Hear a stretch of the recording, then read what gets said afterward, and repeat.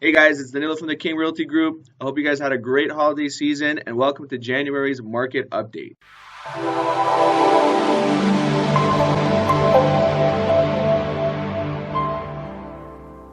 Guys, we made it. It's 2018 and I hope all of you guys had a great holiday season. I know I had, and I'm hoping that you listened to my advice last video and said to spend time with your family. So here's some pictures of how I spent my holidays.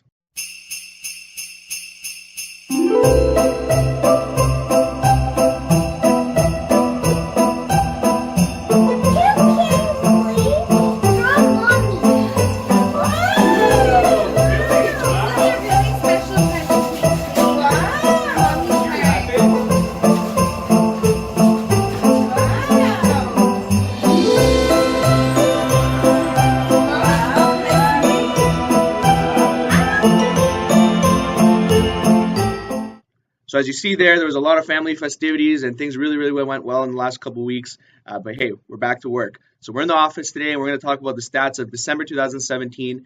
I think the results were positive. It looks like there was a lot of activity in the month of December. And let's take a look at some of these stats. Okay. So here we're looking at the GTA average price, guys. So we have it at $735,000, and that's up about 0.7%, which is great. Because if you recall, last year we had a little bit of a deficit. So it looks like we're in the green again with the average GTA price. So this encompasses all types of property types. Moving on, though, we see the detached homes are at 989,000, and that's a downtick of about 2.5%. But we've been noticing that same sort of trend for detaches in the last few months. So I'm not really surprised there. Okay. We also have semi-detaches here, guys, which are at $730,000, and they went up 6.7% in the month of December versus December 2016. Moving on to townhouses, we see here we have it at $592,000, and that's up 0.7%, which is matching the GTA average price of all house types, which is great. Now we also have condo apartments, guys, and same trend that we've seen in the last little while for condos. $503,000 is the average price, and it's up 14.4 this month versus December 2016. Not surprised though, because condos have had huge demand over the last little while, and I think that's going to continue on into 2018 as well. And again, guys, I'm not surprised with the condo stat because this is our entry level home type. From 450 to 500,000 or so, what else are you going to buy in the city of Toronto? This is the thing that's dominating, and there's a lot of demand at this price point, and this is why we're seeing the uptick we are in condos, and why I think the activity is still going to continue in 2018. Okay, guys, well, let's move on to the sales stats. We have 4,930 sales in December, and that's down 7.1% from last year. But I will remind you guys that last year was a record year. It's a year where there was the most sales in the Toronto Real Estate Board or any other year previous to. And so we're comparing this year to a record year, and this is why we see a deficit. I'm not really surprised at about 5,000 listings, 5,000 sales in December. December is generally a slower month, and we normally, a regular month will be around 8,000 sales, for example. All right, guys, so those are the sales numbers and the average pricing for the GTA in December 2017.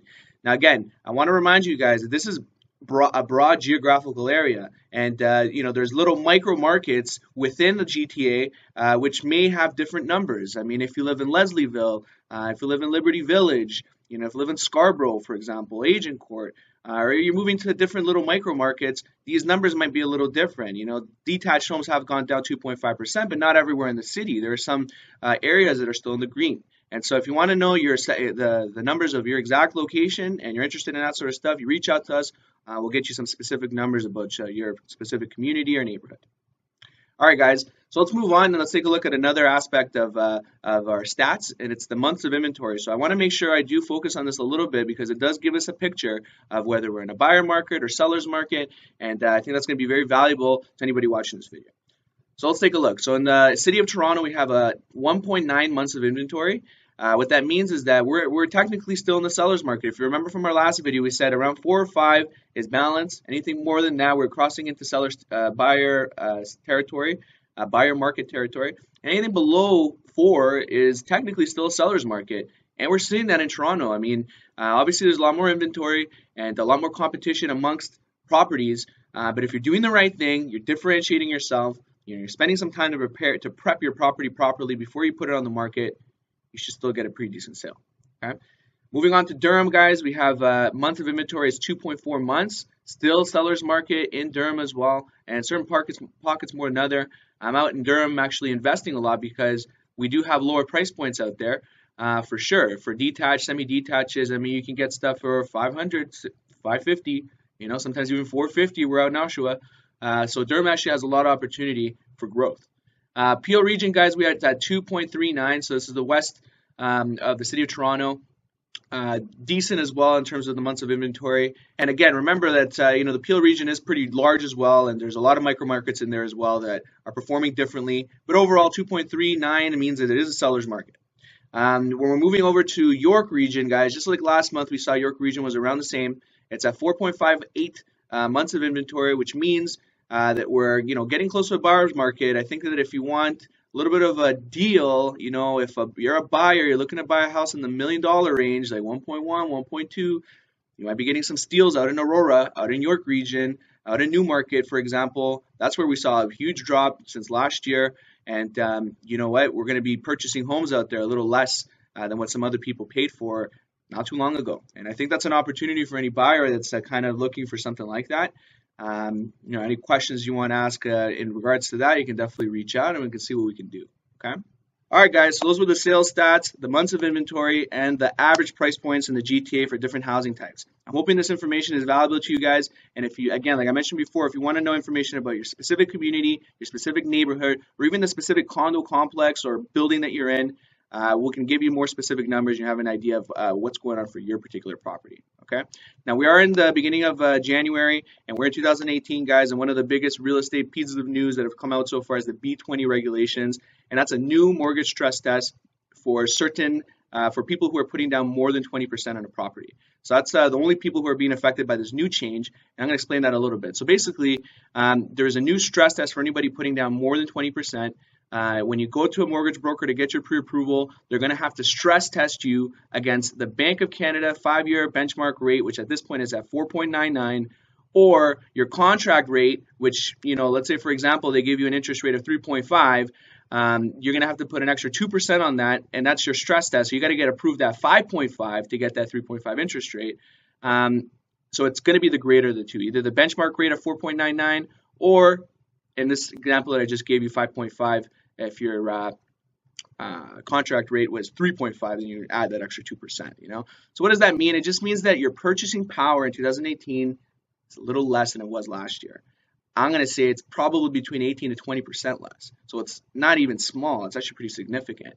And I would say that if you want to know how this affects you at all, get in touch with us. We have really good in-house mortgage professionals that are very quick and are able to give you an idea of what's going on and how this affects you specifically. And we can do that for you, no problem. Okay. One of the other things, you know, people always ask is, well, what is this going to do? Is this going to affect house prices? Are prices going to go down more now because of this new stress test? Well, my answer is this. I think there's a lot of demand in the GTA. Okay. And I think a lot of that demand is pent up. I think that the GTA is going to have a good year in 2018. But I think in the beginning part of this year, these few first months, there might be a little bit of a consumer behavior change, just like when we had the policies, the Ontario government policies implemented in April of last year, did affect our market temporarily. I think this is going to have the same effect, okay? Now, these rules, let me just remind you guys, they've been in place for everyone that's getting an insured mortgage under 20%. They've had this stress test since October 2016. That's probably the group of people that got affected the most when it came to a stress test.